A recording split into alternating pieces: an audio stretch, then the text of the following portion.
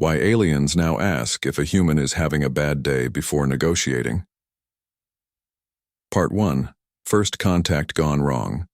Captain Abigail Morgan rubbed her temples as the artificial lights of the USS Pathfinder's bridge seemed to pulse in time with her growing headache. This was supposed to be a routine patrol mission in Earth's orbit, but nothing about today had been routine. The day had started badly when Abigail woke to find her personal coffee maker broken beyond repair. The machine had been a gift from her father before he passed away last year, and losing it felt symbolic in ways she couldn't fully explain. Then came the message from her sister back on Earth. Their childhood dog Max was sick, possibly dying. The veterinarian wasn't optimistic. "Captain, environmental controls are still malfunctioning," reported Lieutenant Eric Davis from his station. "Engineering says it'll be at least 4 more hours before they can regulate the temperature." Abigail nodded, wiping sweat from her forehead. The bridge was uncomfortably hot, at least 10 degrees above normal. Her uniform stuck to her back and her patience was wearing thin. "Tell engineering I want hourly updates," she said, "and someone find me a working coffee maker on this ship before I start demoting people." The crew exchanged nervous glances. Captain Morgan was known for being fair and level-headed.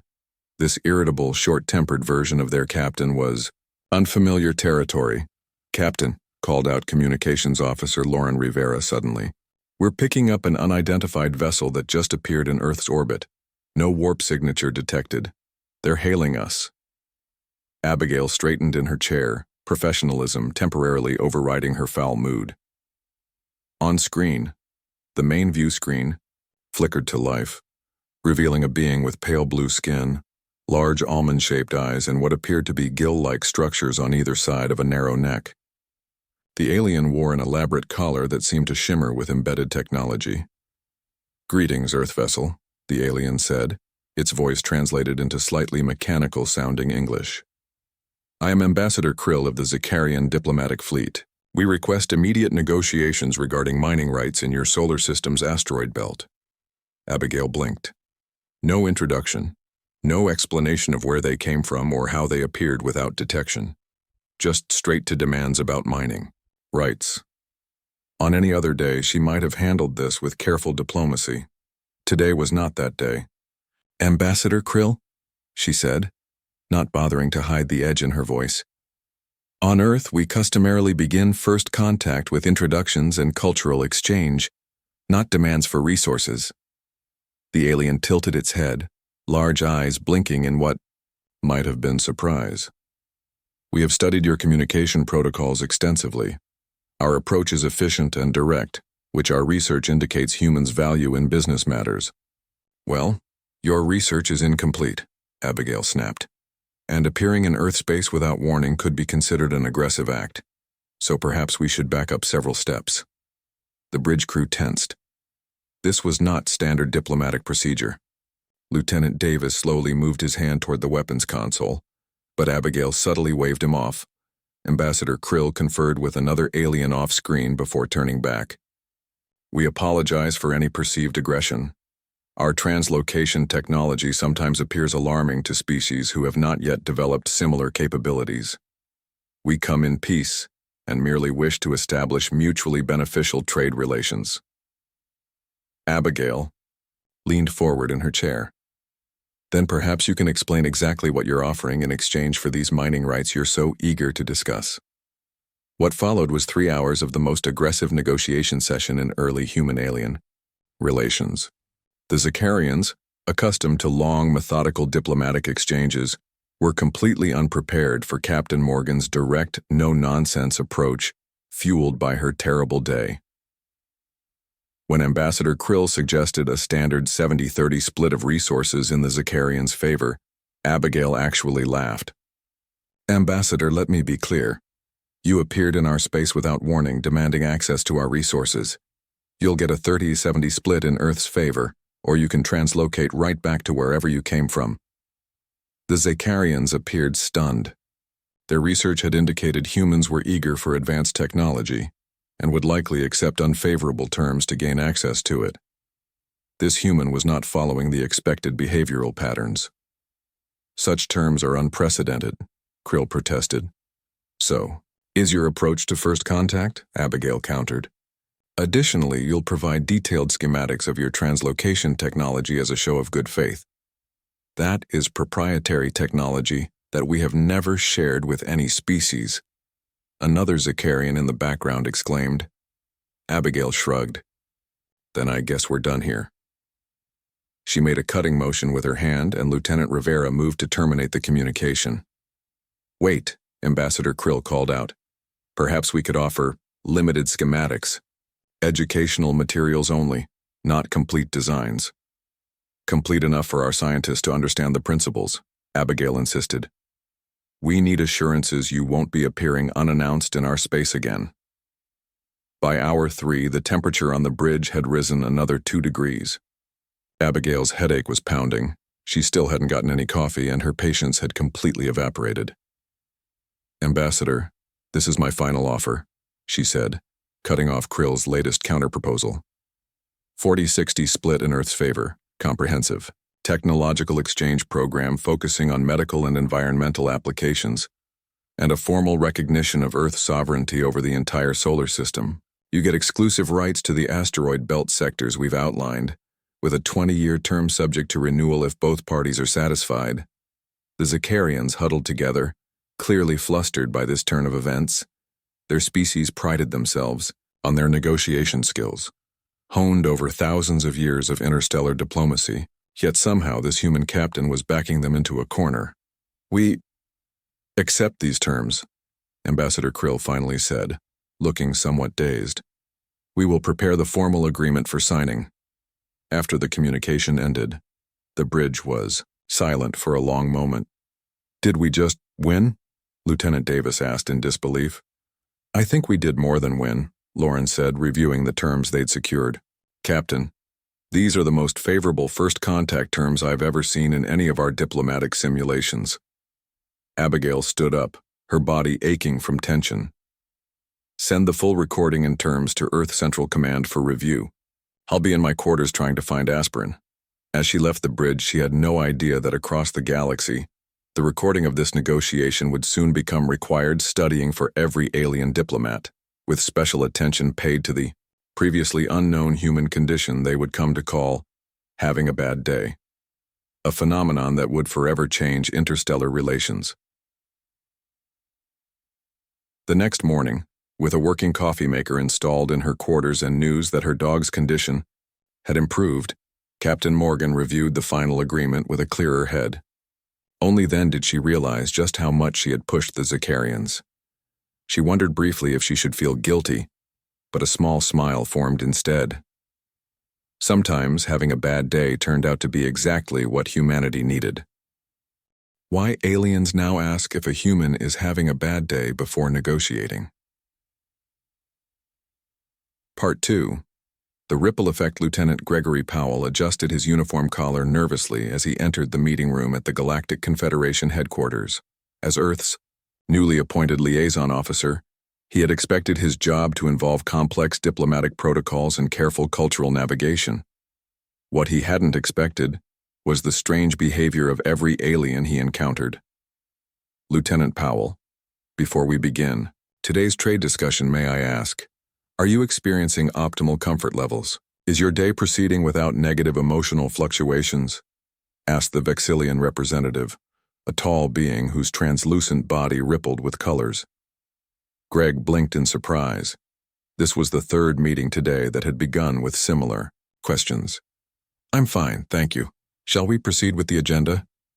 Of course, the Vexillian replied, but not before signaling to an aide who promptly adjusted the room's temperature and lighting. Another aide placed a steaming cup of what smelled remarkably like fresh coffee on the table before Greg. The meeting proceeded smoothly, with the aliens being unusually accommodating to Earth's requests for technology sharing. Greg left feeling confused but successful. Later that day, he contacted his superior, Admiral John Kelly, back at Earth Command. Sir, something strange is happening. Every species I meet starts by asking about my mood and comfort. Then they seem almost afraid to disagree with me. Admiral Kelly chuckled. You can thank Captain Morgan for that. Her negotiation with the Zakarians has become something of a legend.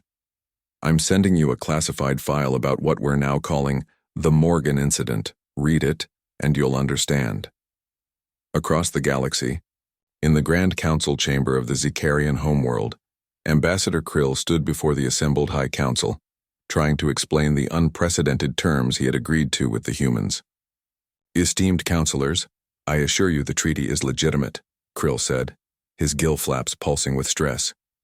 We have reviewed the negotiation recordings multiple times. These terms are absurd, declared Head Counselor Meavy, her ceremonial robes shimmering with anger. A 60-40 split in their favor? Sharing of translocation technology? Recognition of their sovereignty over their entire star system? No species has ever secured such favorable terms in a first contact situation. Ambassador Krill activated a holographic display. If you will observe the human negotiator during our initial contact and compare it to later interactions, the display showed two images of Captain Morgan. In the first, from their negotiation, her face was flushed, her posture rigid, and her expression severe. In the second, taken from a follow-up meeting a day later, she appeared relaxed, smiling, and considerably more diplomatic. Our xenopsychologists have identified this as a temporary condition humans call having a bad day, Krill explained. It appears to be a state of heightened aggression and reduced patience triggered by a series of minor negative experiences. Are you suggesting, asked Counselor Trev, that this human's negotiation strategy was affected by mood?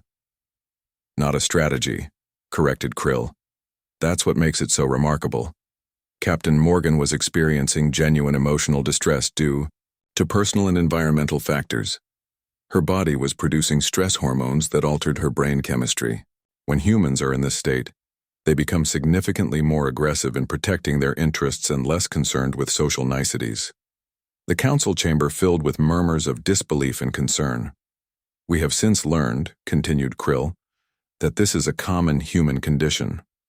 Unlike our species, human emotional states can fluctuate dramatically based on seemingly trivial factors. A broken food preparation device, an ill pet, or uncomfortable ambient temperature.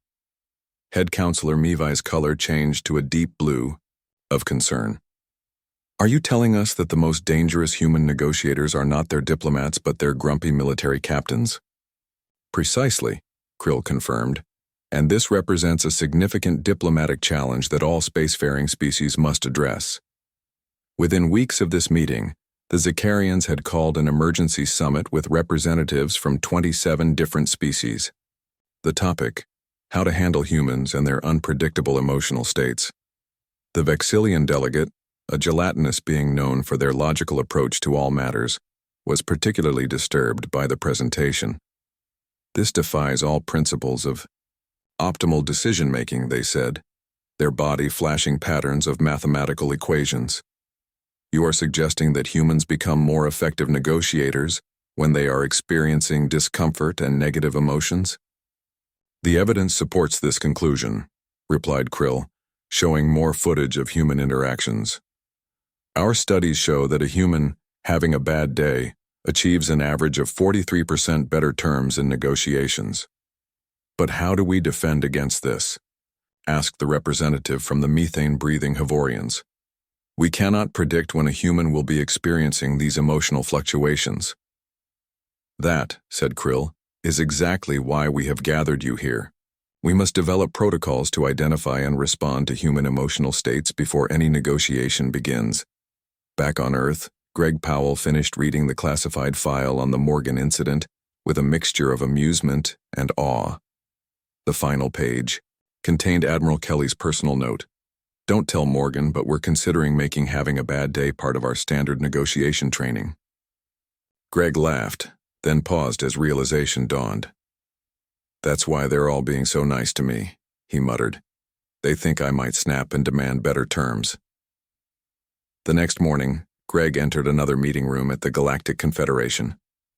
This time, he deliberately left his coffee unfinished, messed up his hair slightly, and practiced what his sister called his "I'm not angry, just disappointed" face. Lieutenant Powell, began the Andorian representative cautiously, are you perhaps Experiencing what humans call a bad day, Greg sighed dramatically. My quarters were too cold last night and the replicator gave me the wrong breakfast. But I'm sure we can proceed with the meeting. The aliens exchanged alarmed glances. Within minutes, they had agreed to Earth's proposal for open scientific exchange without a single objection. As Greg left the meeting with better terms than he'd been authorized to accept, he couldn't help smiling. Captain Morgan had unwittingly given humanity a powerful negotiation tool. He wondered how long it would take the aliens to figure out that some bad days could be strategically manufactured. Little did he know, across the galaxy, the alien races were already developing a comprehensive guidebook, the Human Mood Protocol Handbook, soon to become required reading for every diplomat dealing with the unpredictable humans and their emotional weather systems. Why aliens now ask if a human is having a bad day before negotiating. Part 3. The handbook. Dr. Susan Clark sat at her desk in Earth's xenopsychology department, staring in disbelief at the datapad in her hands. 6 months had passed since the now famous Morgan incident, and through a series of clever intelligence operations, Earth had obtained something extraordinary, a copy of what aliens across the galaxy were calling the Human Mood Protocol Handbook. This can't be real, she muttered, scrolling through the detailed illustrations of human facial expressions. Each expression was labeled with descriptions like minor irritation, proceed with standard negotiation, or severe mood decline, abort negotiation immediately. The handbook contained page after page of detailed guidelines. There were sections on identifying human emotional states, recommended responses to various bad day indicators, and even a color-coded threat assessment system for human moods. Susan reached for her communicator. General Diaz, you need to see this immediately. An hour later, General Olivia Diaz arrived at Susan's office. The imposing leader of Earth's diplomatic security force rarely left her command center, so her presence underlined the seriousness of the situation. Is this legitimate? General Diaz asked, taking the data pad. Our intelligence team confirms it was transmitted to all major spacefaring species approximately 2 months ago, Susan replied. It's now standard issue on every alien diplomatic vessel. General Diaz flipped through the handbook, her expression growing increasingly amused. She stopped at a page titled Pre-Negotiation Emergency Protocols and read aloud, if human negotiator shows signs of having a bad day, immediately offer to reschedule. If rescheduling is impossible, activate comfort protocols including temperature adjustments, offering of caffeine or chocolate substances, and minimal presentation of complex clauses. She continued reading. Under no circumstances mention time, constraints or pressure the human to make decisions quickly. Be prepared to offer significant concessions on secondary matters to avoid triggering what humans call the last straw phenomenon. General Diaz set down the datapad and looked at Susan. They think we're using our emotions as negotiation tactics. Exactly, Susan nodded. They've essentially created a handbook that gives humans a massive advantage in any negotiation simply by appearing to have a bad day. And you're concerned about this? General Diaz raised an eyebrow. I'm concerned about what happens when they figure out we're exploiting it, Susan clarified. Lieutenant Powell has already been using deliberate mood manipulation in his negotiations at the Galactic Confederation. He's not the only one. Reports are coming in from all our diplomatic outposts about unusually favorable terms being secured. General, Diaz paced the small office. So what you're saying is that we have accidentally discovered a psychological advantage in galactic diplomacy that no one saw coming. Yes, but this is brilliant, General Diaz interrupted. We need to make sure our diplomats know how to have convincingly bad days. Susan stood up. With all due respect, General, that's short-sighted. Once the aliens realize we're manipulating them, they'll develop countermeasures. We should be focusing on building genuine diplomatic relationships, not exploiting this temporary advantage. General Diaz waved her hand dismissively. Dr. Clark, humanity is still new to the galactic community. We need every advantage we can get while we catch up technologically. I want a training program developed immediately. Teach our diplomats how to display authentic-seeming bad moods. Before Susan could protest further, the general's communicator beeped. After a brief conversation, she turned back to Susan. The Zicarians are requesting another trade negotiation, this time for raw materials from Mars. I want you to observe. We're sending Captain Morgan again. Does she know about the handbook? Susan asked. General Diaz smiled. No, and we're not telling her. She has naturally bad days that are more convincing than anything we could train. I just made sure her quarters on the diplomatic vessel will have environmental malfunctions and that her coffee maker will mysteriously break.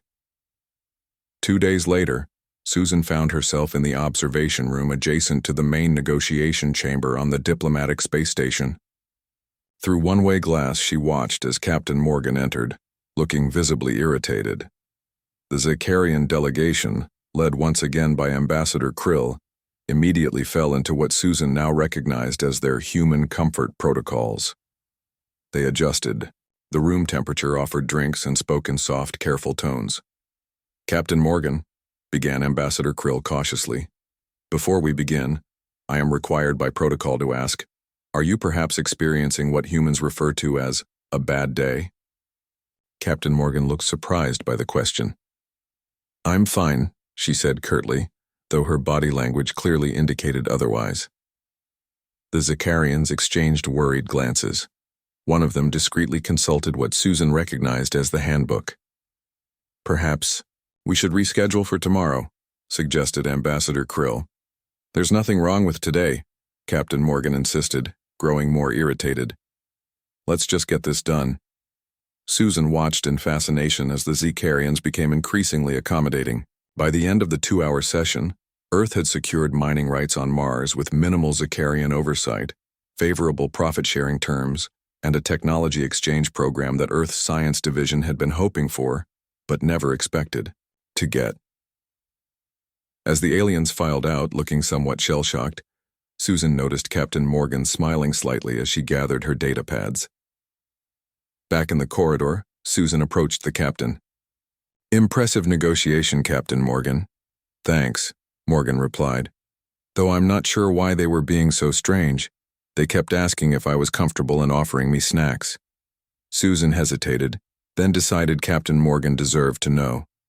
They think your mood affects your negotiation style. They're terrified of you having a bad day. Captain Morgan stared at her. What? Susan handed her a copy of the handbook. Your first negotiation with them has become a case study across the galaxy. When you're in a bad mood, apparently you're the most effective negotiator humanity has. Captain Morgan flipped through the handbook, her expression changing from confusion to amusement. So that's why they nearly jumped out of their seats when I mentioned my shower wasn't working this morning. Exactly. Susan nodded. General Diaz wants to use this to our advantage. She's already implementing a training program for diplomats to fake bad moods. Captain Morgan frowned. That seems dishonest and short-sighted. That's what I said. Morgan closed the handbook. The aliens aren't stupid. They'll figure it out eventually. She paused, thinking. We should be focusing on building real relationships, not tricks. Susan felt a surge of relief at finding an ally. Would you be willing to say that to General Diaz? Of course, Morgan replied. But first I think I need to have a follow-up meeting with the Zicarians. A honest one this time, with no broken coffee makers or temperature malfunctions. As they walked toward the communication center, Susan wondered if Captain Morgan might be the key to establishing genuine interstellar diplomacy. The handbook had created an unexpected advantage, but perhaps the real opportunity was in moving beyond it to something more authentic. What neither of them knew was that across the galaxy, alien species were already developing their own counter-strategy. Why aliens now ask if a human is having a bad day before negotiating. Part 4. The Counter-Strategy.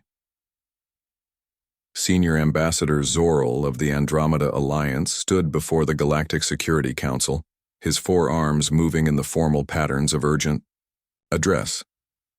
Representatives from 17 spacefaring civilizations watched with growing concern as he presented his findings. The data is clear, Ambassador Zorl said. his voice translator conveying the gravity of his tone. Humans have discovered our awareness of their emotional fluctuations and are now deliberately manipulating negotiations by simulating what they call bad days. The chamber, filled with the various sounds of alien distress, clicking mandibles, rumbling vocalizations, and the high-pitched whistles of the methane-breathing species. In the past 3 months, continued Zorl, displaying a holographic chart, human diplomats have secured terms that are, on average, 37% more favorable to Earth than our standard protocols would allow. This cannot be coincidence. The Zakarian representative, Ambassador Krill, looked particularly troubled. We created the Human Mood Protocol Handbook to protect our interests, yet it seems to have given them an even greater advantage. Precisely, Zorl agreed, which is why I propose the formation of specialized mood stabilization teams. Explain, demanded the Vexillian counselor, their gelatinous form pulsing with skepticism. Ambassador Zorl activated another holographic display showing human brain scans alongside chemical compounds. Our xenobiologists have studied human physiology extensively. We now understand the biochemical basis of their emotional states.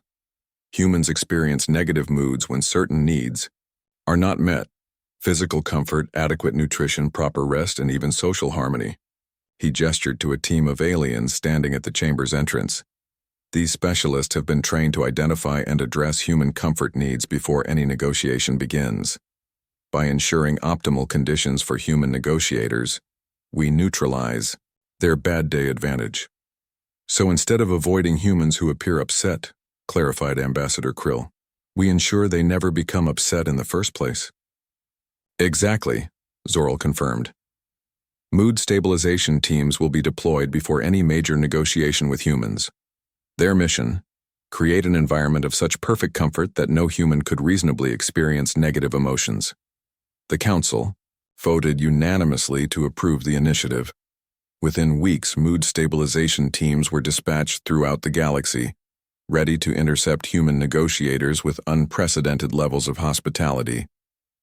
Captain William Boyd of the Earth vessel Horizon received his orders with confusion.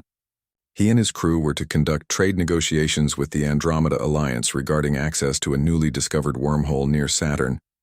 But first, they were required to spend 3 days at what was described as a pre-negotiation cultural exchange facility. This seems suspicious, muttered Communications Officer Natalie Green as their shuttle approached the gleaming space station. In 5 years of diplomatic missions, I've never seen aliens so concerned with pre-negotiation cultural exchange. Captain Boyd nodded.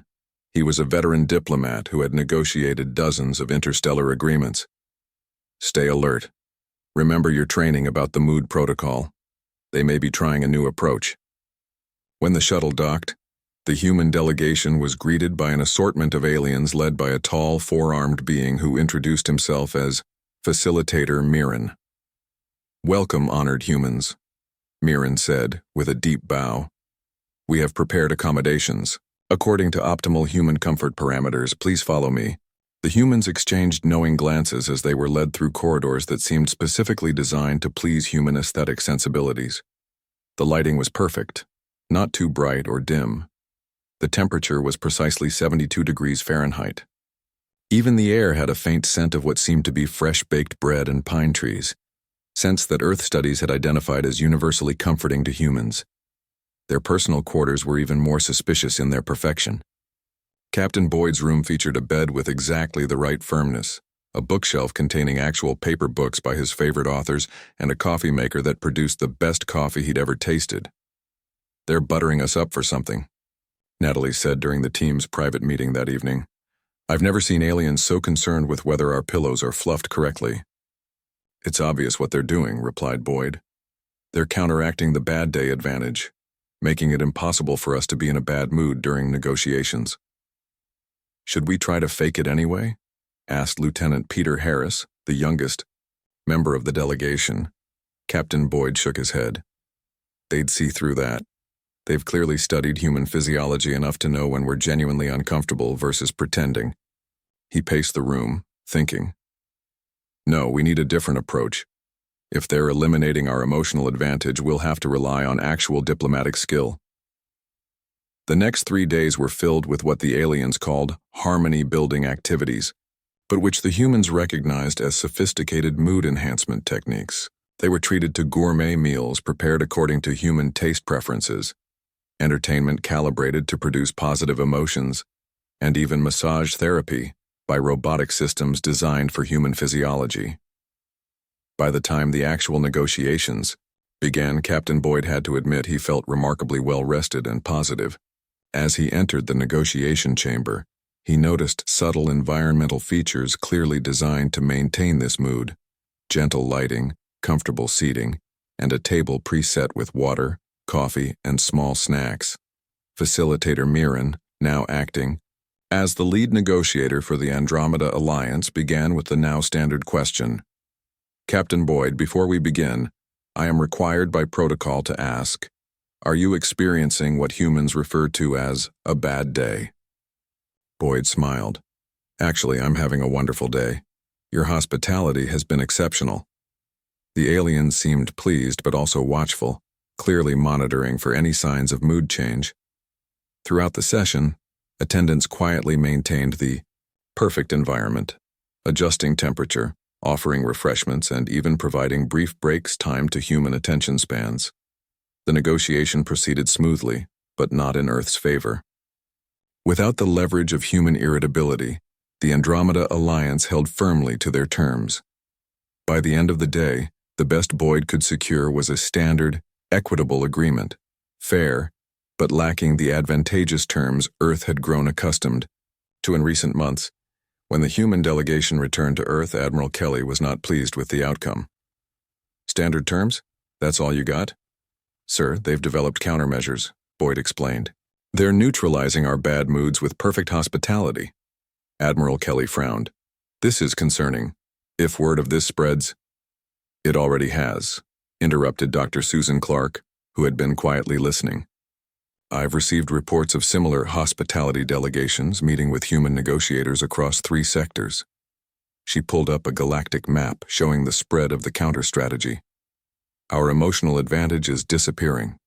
Earth's diplomatic corps needs to adapt quickly. Admiral Kelly turned to her. What do you recommend, Doctor? Susan had been waiting for this question. It's time to develop real diplomatic strategies based on mutual understanding, not manipulation.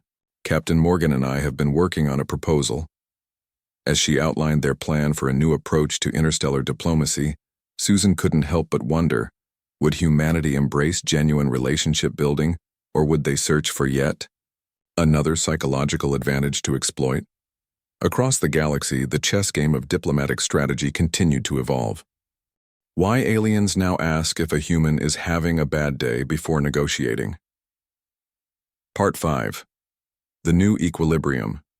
2 years had passed since the now famous Morgan incident. In that time, human-alien negotiations had evolved through several phases. The initial fear of human bad moods, the deliberate exploitation of that fear by human diplomats, and the counter-strategy of alien comfort protocols. Now a new approach was emerging. Commander Frank Jones stood in front of the mirror in his quarters aboard the diplomatic vessel Unity, straightening his uniform. As Earth's representative to the Galactic Trade Summit, he carried significant responsibility. This summit would determine resource sharing across 17 star systems for the next decade. Frank had studied the complex history of human-alien negotiations extensively. Unlike many of his colleagues, he had embraced the new diplomatic training developed by Dr. Susan Clark and Captain Abigail Morgan, now Admiral Morgan. Their approach focused on transparency, mutual understanding, and genuine relationship building rather than tactical advantages. Stop trying to outsmart each other, Admiral Morgan had told the graduating class of diplomats. Aliens aren't stupid. Neither are we. Real diplomacy isn't about tricks. It's about finding solutions that truly work for both sides. Frank took a deep breath and headed to the negotiation suite. When he arrived, he found a room that was clearly designed for optimal human comfort. The temperature was perfect, the lighting ideal, and the furniture ergonomically suited to human physiology. A cup of steaming coffee, his preferred blend, waited at his place at the table. Across from him sat Ambassador Lear of the Zakarian delegation. The blue-skinned diplomat had been involved in interstellar relations since before the Morgan incident and had witnessed the entire evolution of human-alien diplomatic relations. "Commander Jones," began Ambassador Lear with the now standard opening. "Before we begin, I am required by protocol to ask, are you having what your species refers to as a bad day?" Frank smiled. "Not at all, Ambassador. In fact, I'm having quite a pleasant day. Your hospitality team has seen to that quite effectively." "Excellent," replied Lear, making a subtle gesture to his aides. The aides nodded and adjusted some settings on their data pads. Frank noticed the gesture. "May I ask what your aides are doing?" Ambassador Lear hesitated, then decided on honesty. "They are adjusting our mood analysis protocols. We have specialists who can detect subtle signs of human emotional states. It's become standard procedure in all negotiations with humans." Instead of being offended, Frank nodded. "That's quite understandable, just as we have experts who study Zakarian communication patterns." He paused, then added, "Though I suspect we've all spent too much time trying to outsmart each other." Ambassador Lear's gill flaps pulsed in what Frank recognized as a sign of surprise. "You're not upset by our monitoring?" "No," Frank replied. "But I would like to propose something different for today's session." He pulled out a small device from his pocket and placed it on the table. "This is what we call a mood transparency monitor. It's calibrated to human physiology and will display my current emotional state on this screen, visible to everyone in the room." Ambassador Lear stared at the device with interest. "You're offering to make your emotional state transparent to us?" "Yes," Frank confirmed. "And in return, I'd like to suggest that your delegation use your equivalent technology, which I know you have, to do the same." There was a long pause as the Zakarians conferred among themselves. Finally, Ambassador Lear placed a similar device on the table. "This will translate our biochemical states into terms humans can understand." Frank smiled. "Then perhaps we could agree to engage the Mutual Emotional Transparency Protocol. We'll link to mood monitoring devices, as will you, too. Ensure neither side attempts to leverage emotional states for tactical advantage." "This is unprecedented," Lear said, though Frank could see he was intrigued. "But acceptable." The devices were activated, displaying simple color-coded indicators of each negotiator's emotional state. Frank's showed a steady green, indicating calm and positive engagement. The Zakarian displays showed various shades of blue, which their device translated as cautious optimism. What followed was unlike any negotiation in the history of human-alien relations. When discussions became tense, both sides could see the emotional impact in real time. When Frank felt frustrated by a particular point, his indicator shifted toward yellow, prompting a break rather than pushing through with rising tensions. When the Zakarians experienced biochemical shifts indicating stress, they too acknowledged it openly. By the end of the day, they had achieved something remarkable, an agreement that both sides genuinely felt was fair and beneficial. There were no clever manipulations, no hidden advantages, just honest problem-solving between species with different needs and perspectives. As they signed the final documents, Ambassador Lear addressed Frank directly. "This approach is far more efficient than our previous methods. The time we once spent trying to detect or influence each other's emotional states has been redirected to actually solving problems." Frank nodded. "Admiral Morgan will be pleased. This was her vision from the beginning, that we move beyond the handbook and counter strategies to something more authentic." "Ah, the famous Admiral Morgan."